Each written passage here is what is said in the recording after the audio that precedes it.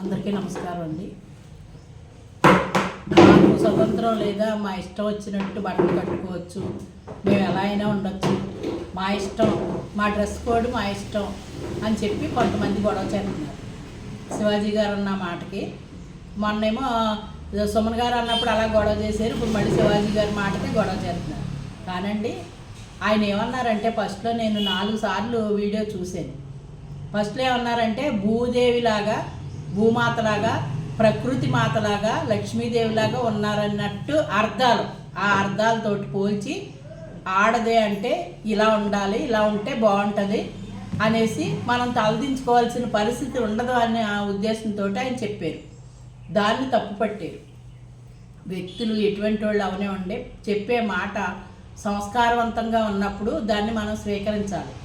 మీకు ఇష్టం లేదు, మెదలకండ ఊరుకోవచ్చు కదా, అంత గొడవ ఎందుకు అంటే అది మీకే వర్తింతుందా?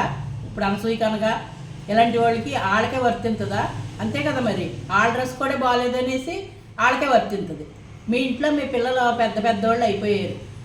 అలాంటి పిల్లలు ఉన్నప్పుడు మనం డ్రెస్ అలా వేసుకుని ఆ పిల్లల ముందు తిరుగుతూ ఉంటే వాళ్ళకి ఇబ్బందిగా ఫీల్ అవ్వరా? భర్తకి ఇబ్బందిగా ఉండదా? భర్తను తీసుకుని బయటికి వెళ్ళినప్పుడు ఎవరైనా వెనకాల వరగరగా మాట్లాడితే ఎంత బాధ అనిపిస్తుంది? అవి ఏమీ గమనించరండి.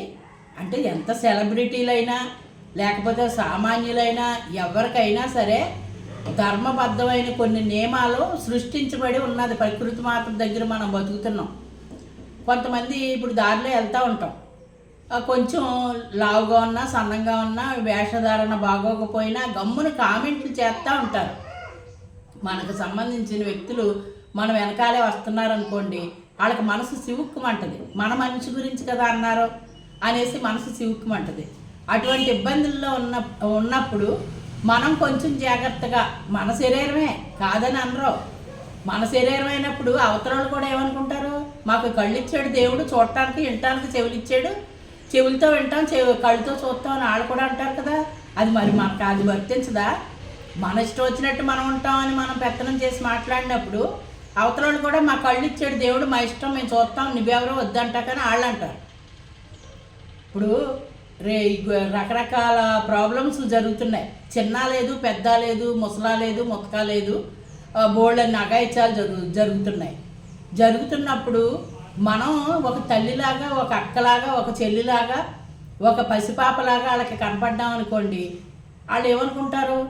చక్కగా ఇప్పుడు చిన్న పిల్ల అనుకోండి, గౌన్ వేసుకుని నిండుగా కనపడింది అనుకోండి, బుజ్జిగా ఉంది పాప అంటారు. అదే లంగావాణి వేసుకుంటారు, సుడీదార్ వేసుకుంటారు, ఇప్పుడు ఫ్యాషన్ డ్రెస్ వచ్చింది, ప్యాంటు షర్టు కూడా వేసుకునే వాళ్ళు ఉంటారు. తప్పులేదు, అది ఒళ్ళు కప్పే బట్ట ఏదైనా పర్వాలేదండి నా దృష్టిలో.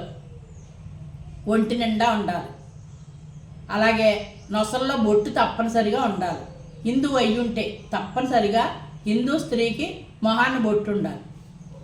అది చేతికి గాజులు, మొహాన బొట్టు, నిండుగా చీర లేకపోతే సుడిదారు, మీ ఇష్టం. అంతే తప్ప మొత్తం మేము ఇప్పేసుకునే తిరుగుతాం, నువ్వెవడం అంటాకే అన్నట్టు మాట్లాడుతున్నారు ఆయన్ని. అది తప్పండి. ఆయన అన్న మాట తప్పేమీ కాదు. నేనైతే అసలు ఒప్పుకోను. ఎందుకంటే అది తప్పు కాదు. 100% కరెక్ట్గానే చెప్పారు. అది మీకే ఎందుకు తగిలింది? అందరూ ఆడవాళ్లే కదా, అందరికీ తగలాలి కదా. అది మీకే తగిలిందంటే దాంట్లో మీరున్నారు కనుక